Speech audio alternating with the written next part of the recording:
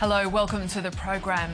Coming up, ACP magazines go live, and we've also got a new idea, getting a new editor, Australian Idol getting a new judge, and Lift Off, the satellite set to help deliver Foxtel and Ozstar's new channels a little later this year. But first though, we're just going to run through, of course, all the host of media companies reporting earnings this week, and as expected there was plenty of evidence of falling ad revenues. Let's just remind you of some of the numbers. And there you can see first Fairfax Media posting a full year net loss on write-downs on the value of its newspapers. CEO Brian McCarthy said that ad markets have been tracking sideways and that Fairfax would consider working with rival News Corp to charge for online news content. Seven Network's full-year profit also hit by write-downs. Chairman Kerry Stokes saying Seven's near 20% stake in Consolidated Media is a strategic investment. Meantime, Cons Media posted a full-year net profit, announced the sale of its stake in online job site Seek, and also said it plans to buy back 10% of its shares. The country's biggest radio network, Austereo, saw annual profit slide 15% thanks to weaker ad revenue. It's bracing for the challenging times to continue in the first half of 2010, but did say that there were signs of confidence in some client sectors.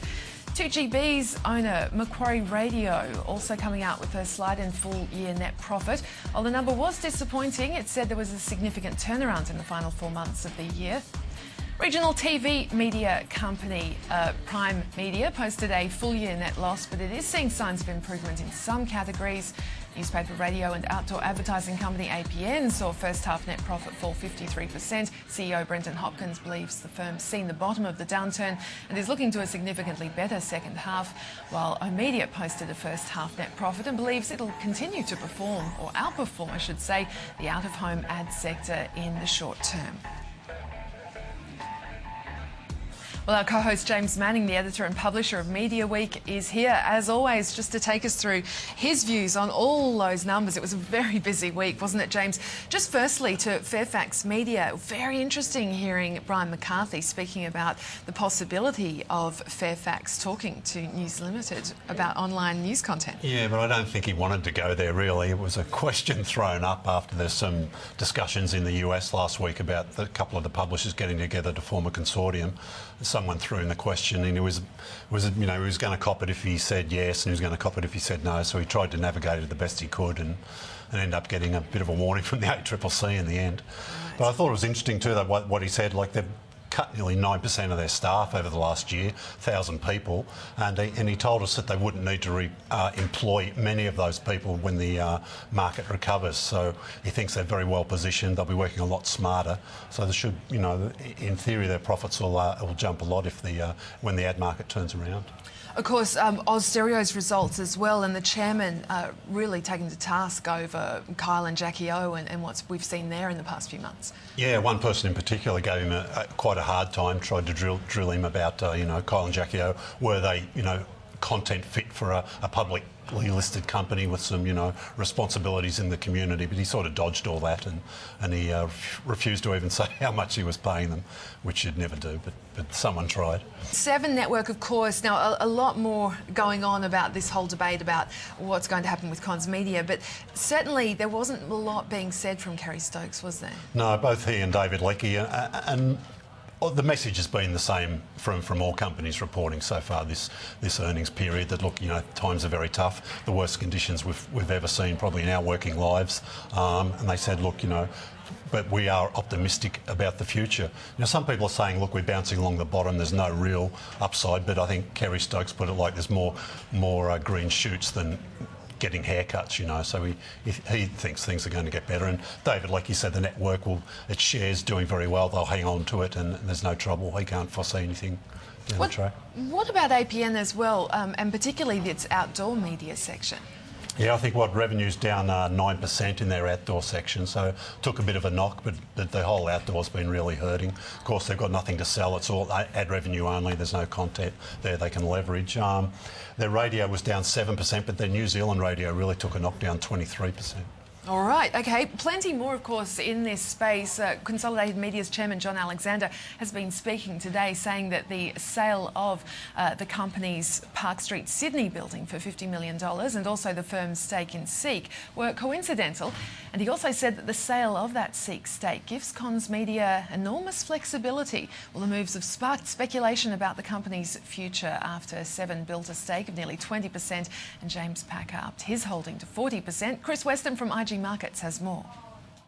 Yeah, I mean, it's been very interesting couple of days. You know, we saw Seek's results coming out. Very impressive set of numbers. We saw their net profit down 28% on the year, probably at the low end of consensus, but we did see some pretty positive comments from their management there. We did see them raise their full year net profit forecast for next year by 26%, up to $72 million. Now, traders obviously subsequently thought that the worst is behind them on this stock. We saw subsequent re-ratings from brokers and the stock finishing up 15% on the day. And personally at IG, we saw quite a lot of buying in that stock on the day. I guess what's interesting is the subsequent events that followed. We saw Packer sell his entire stake in Seek, raising $440 million, trading that at a 5% discount to that last traded price. So certainly there's been a lot of speculation what he plans to do with the proceeds. There was talk that he could be looking to fully privatise Crown, a move that Crown have fully put to bed today. I mean, if you look at it on the face of it, very stretched. They've got a 37% stake in Crown. The market cap of Crown is $6 billion. He raised $440 million, so he would have needed quite a bit more money to do that. It's also thought that Packer could be looking to potentially take part of Telstra's 50% holdings in Foxtel, should Telstra become a forced seller and need to divest by the government there. But again, that's thought of as quite unlikely. But what is very clear is that Packer is building a war chest, potentially to thwart any kind of takeover proposition from Seven. So they're both of those people, Packer and Stokes, keeping their cards very, very close to their chest. What is also key is News Corp's role in this whole situation. If they feel their 25% stake in Foxtel is under pressure, they will act very, very aggressively. But Consolidated Media shares up about 11% the last couple of days. I think investors will cheer the 7% free float buyback that we've seen as well. But again, very, very keen to keep an eye on this space. ACP Magazine's third annual 30 Days of Fashion and Beauty event was launched this week.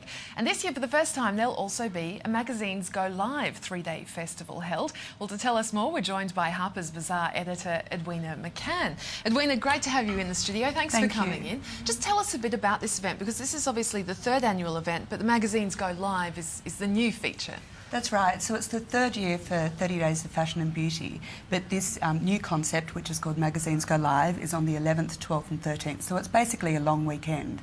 The idea is that all the magazines get involved, they put on runway shows, and it's an experiential thing for our readers. So basically it's connecting with the readers. I mean, I think we're all looking for ways that we can be more relevant in our readers' lives at the moment. Everybody wants more. We all want sort of a certain ownership of our readers, and this is a way where they can come in, they can have their photograph taken, be on the cover of one of our magazines, they can see a runway show on the hour, every hour. There are pods, beauty experiences, free blow dries, a goodie bag, and you buy a ticket for the lot. So you get a good value fee. I think it's $50 for the general public. You do. Yeah. So $50 is the whole day. I mean, you can arrive at 10 a.m. You can stay till 6 or 8, depending on 6 finishes on Sunday.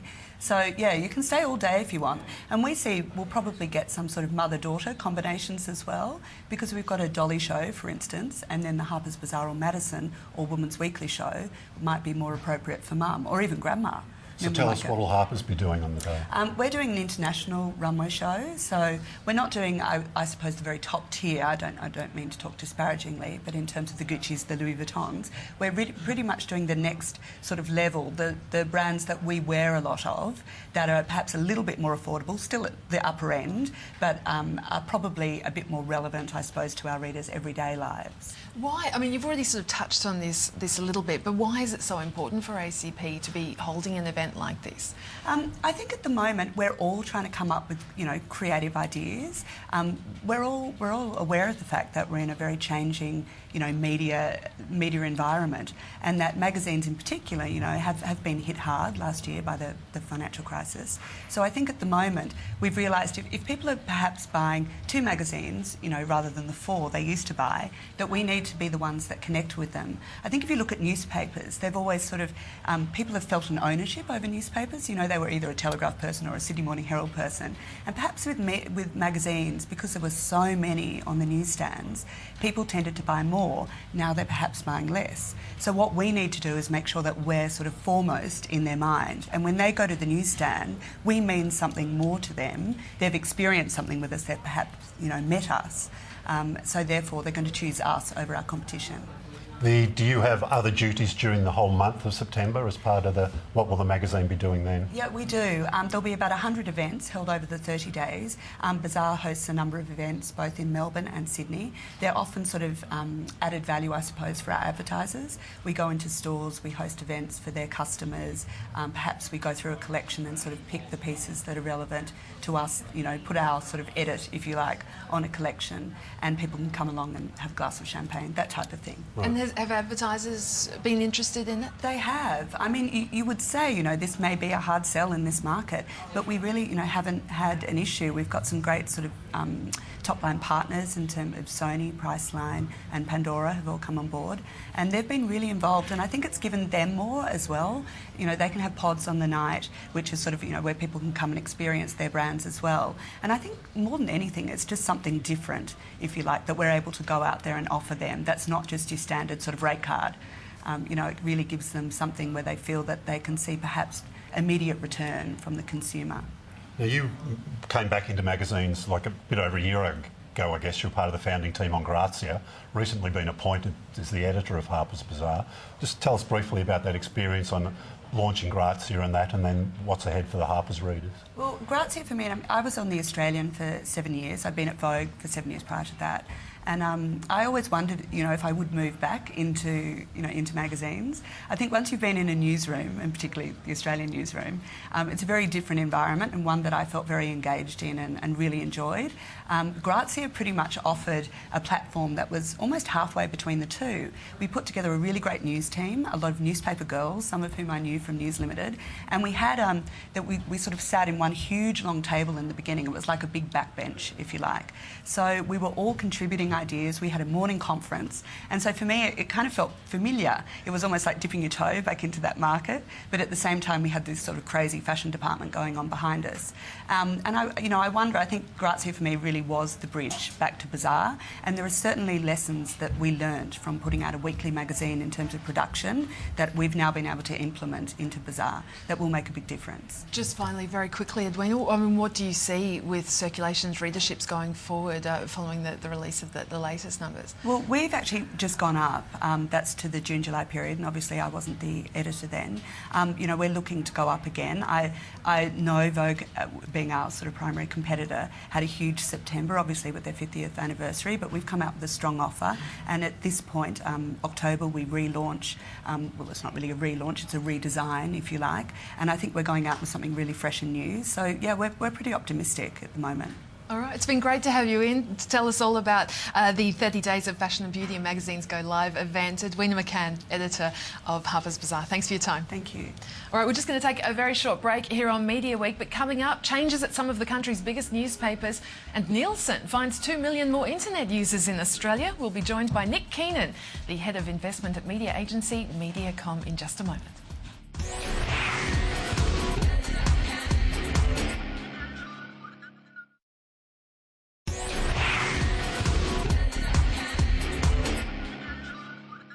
Welcome back. Well, Nielsen has reportedly discovered almost 2 million more Australian internet users. Fairfax reporting that the figures show there are now 13.8 million online users in Australia, up from 11.7 million last week. Well, for more on this, let's return to James Manning, editor and publisher of Media Week magazine. We're also joined by Nick Keenan, head of investment at media agency Mediacom. Nick, great to have you in the studio again. Just firstly, I guess really interesting, these reports coming from Nielsen about the number of extra online users in Australia that have been discovered. Well, I guess they found that by they've doubled the size of their panel.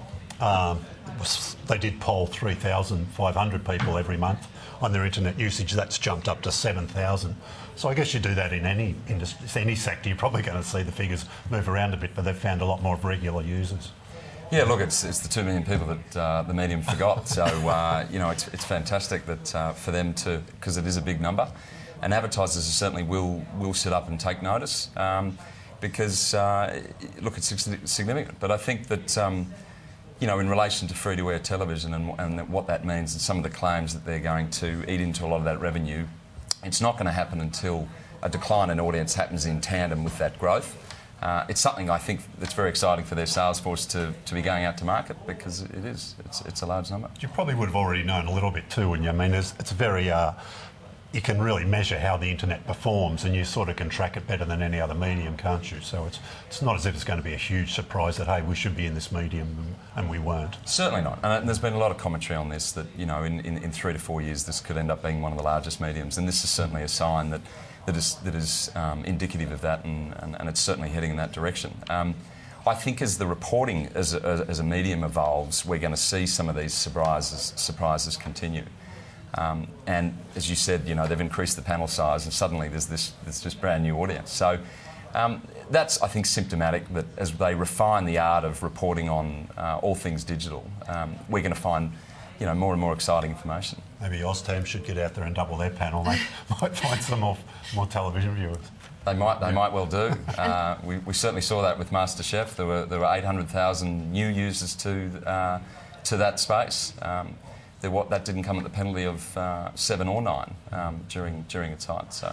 And I guess the challenge is still monetising that online content, isn't it, as well? That's the issue too.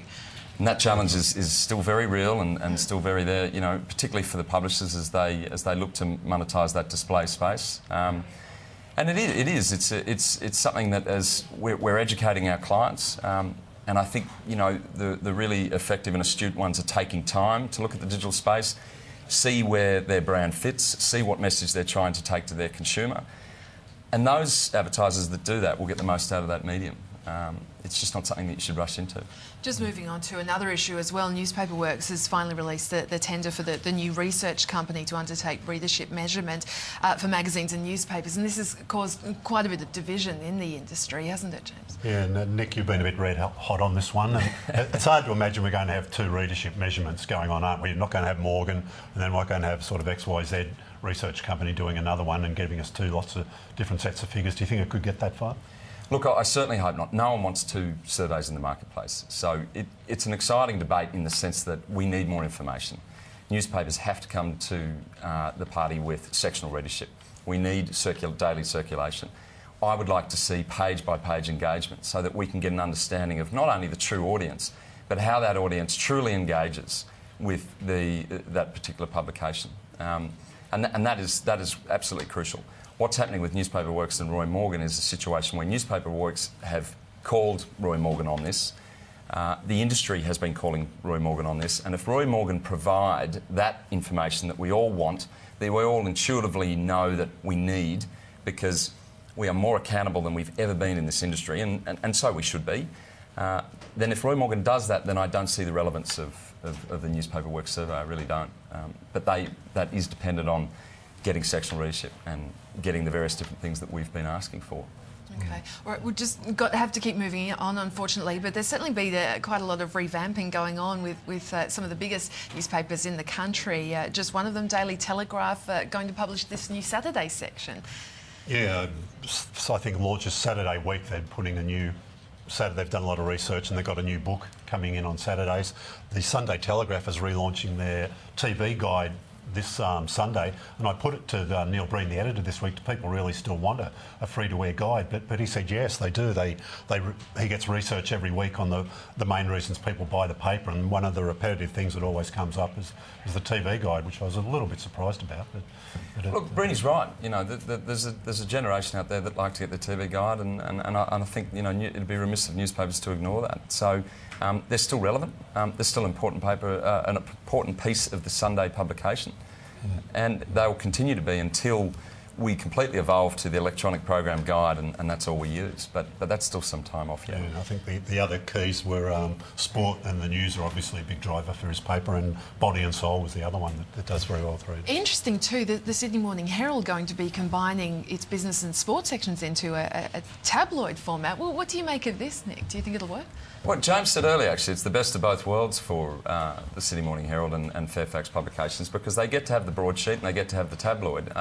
And it's not that they haven't done this in some ways in some certain days, because sport on Monday within the SMH has been a tabloid for a while and has been that way successfully. So I think it's a careful and a smart rollout of further sectionalisation. And there's more competition with News Limited and Fairfax with sectionalisation now than there's ever been, which hopefully is a good sign that we're going to start to see that, getting back to that readership question, we're going to get more sectional readership from them. And just finally, very quickly, because the Sunday Age also celebrating its 20th birthday with a special section too, but we might have to just leave that one there. No celebrations though for the Sunday Herald Sun. No, it was interesting because both papers started on the same day. There used to be a JV in Melbourne between the owners of the Age and the Sun newspaper as it was then. That ended on the one day, and both companies launched Sunday papers. All right, let's just quickly look at some of the news from the magazine sector and New Idea appointing a new editor to replace Mirella Sestaro. Amy Sinclair taking on the role. Yeah, moving across from, well, she was at NW where she won, I think, an Editor of the Year for the MPA back when they used to have awards. Then she went to Woman's Day, said she'd had enough of magazines for a while, but now she's back in the industry. Bit of a refresh for a New Idea, that'd be good for advertisers, wouldn't it? Yeah, absolutely. And it's a good time for magazines in the sense that I think that we're now going to see it pick up, and they're, you know, like newspapers, they were the first to be to feel the effects of the global financial crisis, and they will be the first to benefit from its recovery. So smart move, start refreshing, start getting the new content out there, and advertisers will take notice. All right, just speaking of refreshing, certainly in the radio sector, we saw WIN's Wollongong station 998 making some changes to its breakfast team. Interesting. WIN Corp, which of course broadcasts the Channel 9 signal in lots of parts of regional Australia, refreshing their breakfast team that had been together for 11 years. Came to an end. Erica Hodge left. She's actually producing for Triple M in Sydney now. Wanted to get into Cap City Radio, and Bianca Dye got the job down there, which I think we might have mentioned briefly in passing. Yeah. And Hamish and Andy, of course, going on their caravan of courage. What do advertisers think of these kinds of events that a lot of the radio stations are doing? Well, advertisers always like to see things that are innovative.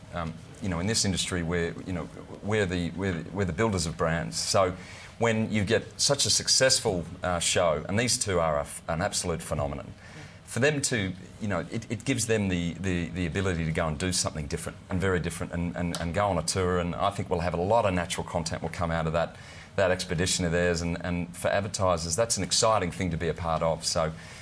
Good on them. Advertisers love that sort of thing. Yeah, just wonder what they're going to do next year. They've done the length of Australia, they've done the breadth of Australia, now they've crossed the USA. I think next year it's got to be around the world in 14 days or something. To top it, that's what they're going to have to do. Yeah, very interesting there. All right, we might just have to quickly move on to what we saw in the ratings for free-to-air quickly for week 34. Just looking at the top 10 there, you can see Packed to the Rafters for 7 at number 1, Better Homes and Gardens at number 5. Just turning the page and talk about Your Generation for 10 at number 6 there. And let's just come back and talk about, well, certainly because we got initial ratings for Nine's Digital Channel Go release. Now, obviously, it's only been a couple of days, but just interesting to see what those ratings were like. They seem to be quite good, but is there a sense, though, that those ratings for the digital channel are, I guess, being taken from the main channel, the primary channel? Well, they sort of have to be in a way at the moment, because people watching on subscription TV can't see it unless they switch over to their digital. So you've got to change, you know, platforms in effect to see it. So I think it's going to be on Austar and Foxtel soon, or in a couple of months. The figures might mean to, you know, start to mean something then, but it's early days and it probably doesn't matter a whole lot. But they've got a bit of initial cut through. Yeah, look, it's going to take time. It's something that none of the networks are really rushing into in that sort of sense. They are carefully choosing their content. They're putting a lot of money behind some of the shows that they're putting on there. So you're not going to see the ratings overnight. And to your point, James, if you've got across platforms, in terms of when you're flicking through the channels, then that audience is not going to get there overnight, is it? No, absolutely. Just quickly too, the ratings for Nine's Hot Seat improving for Eddie Maguire, and also talk that he's going to be signing soon with radio. Yeah, it's been a good week for Eddie. There was a bit of talk that Hot Seat had a good week last week just because they were mixing in the viewers from Go, which I think was screening Bewitched in the slot. But this week, when the numbers are separated, Hot Seat's still doing very well. So Nine would be happy about a bit of a creep-on deal there, wouldn't they? Absolutely, and and bundling it up is something that they'll take that to market, and we'll look at that very closely. You've got a very high-profile individual there that I'm sure is going to attract a good audience. Yeah, because we've been saying for a long time Eddie might do Triple M Melbourne, but looks like it's finally going to happen. So, and they'll be wanting to get him on air before the footy finals are over, because they'll drag in a lot of listeners for what he's got to say about it. Yeah, he's in his home base, and he's got his favourite football code of AFL, and so I think it'll do very great well. Opportunity. Triple M down there. Yeah. Very happy man, I'm sure. All right, just quickly checking on what we saw in the subscription ratings as well, and we're just going to, for something different, take a look at the top 5 non-sport shows on subscription for week 34. On the couch there for Fox Sports 1 at number 1, America's Next Top Model, though, for Fox 8. In fact, Fox 8 doing very well there, James, in those top 5 non-sport. Yeah, we've often said the most watched channel on the subscription TV platform. And of course, you mentioned earlier today the satellite went up safely last Saturday morning, so it goes through a period of testing now. Then it'll be all go for the platform to launch all their new channels, at least 20. Looks like sometime in October, and they should be announcing what they're going to do later in September. Nick, what does this mean, all these new channels coming for advertising opportunities? I mean, is that something that you're going to be looking at, or is there that worry that it may split, I guess, the viewers, having all those new More channels? channels means more of a fragmented audience. So at some point that's going to affect certain numbers. But the way that the subscription TV comes out and take to the marketplace, you can buy across all the channels. So this is a grab at more of the TV audience and taking that away from free-to-air. So you've got more choice. More choice is a good thing because consumers absolutely love that. And yes, for advertisers, we'll look at it. And I think, if you take the New South Wales market, you've got 41% penetration of subscription TV, and for the national average to be 30%, that's significant when you take into account that New South Wales is our biggest market. It's a third of the population. 44% of business and finance is done out of New South Wales, 38% is property. So subscription TV is really going after growing these key markets, and more channels and more choices is a great way of doing that. Nick, it's been great to have you on again. Nick Keenan from Mediacom, thank you so much. And James, as always, James Manning, Media Week editor and publisher. And from the team here, thanks for your company.